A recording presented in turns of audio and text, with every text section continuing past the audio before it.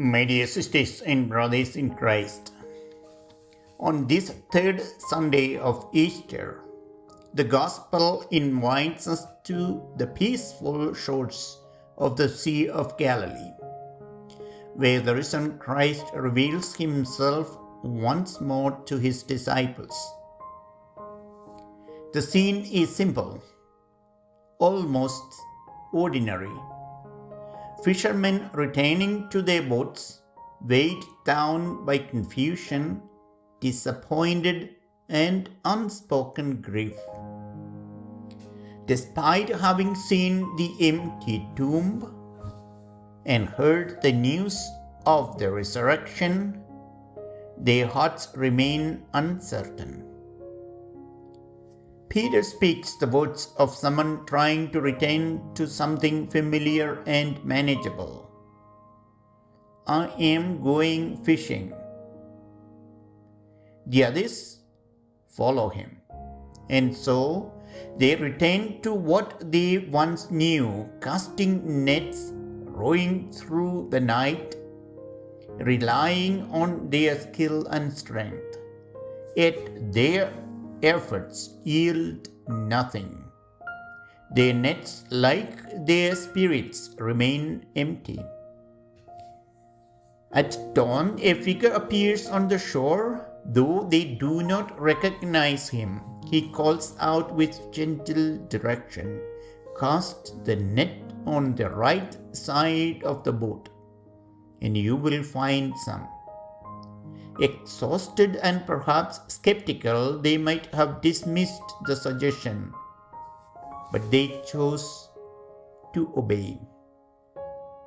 And suddenly the net is filled with a multitude of fish, so great that they are unable to hold it in. At this moment of abundance, recognition dawns. When John said, "It is the Lord," Peter jumps into the water to reach Jesus without delay. This gospel passage reveals who Christ is and how he continues to meet us. Like the disciples, we too have moments when our efforts seem fruitless, when we give our best yet find ourselves weary and discouraged. Whether it is in our families, our work, our vocations, or our spiritual lives, there are nights when we labor in darkness and come away empty-handed. In these moments, Christ comes quietly to the shore of our lives, not to condemn, but to encourage. He calls us to try again, not on our own terms, but with trust in His Word. The miraculous catch is not simply about success. It is about the power of obedience and the grace of renewed hope. The number of fish, 153, has long been interpreted by the fathers of the Church as symbolic of the universality of the gospel. It represents all the nations of the world, brought together in the net of divine love. This mission entrusted to the apostles remains ours as well. To gather hearts for Christ, not by our strength, but by following His command.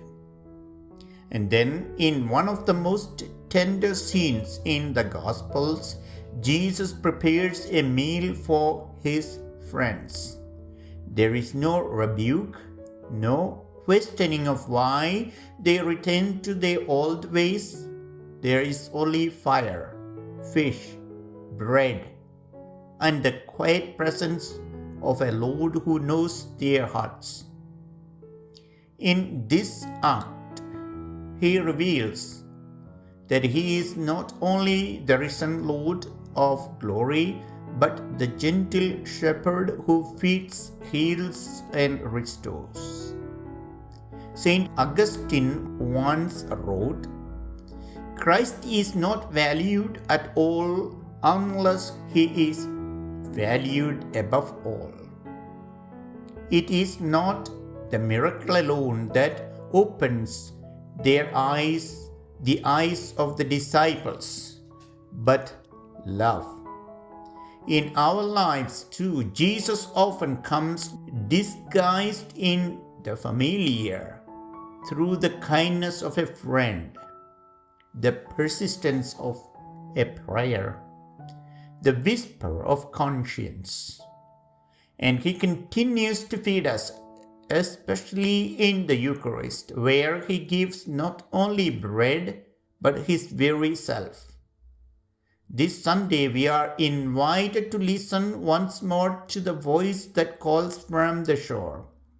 If we have grown tired, if our nets feel empty, if we have begun to drift toward old patterns, Jesus offers a new beginning. He calls us to cast our nets again, to trust that with Him even our failures can become fruitful. May our hearts, like those of John and Peter, be quick to recognize His presence.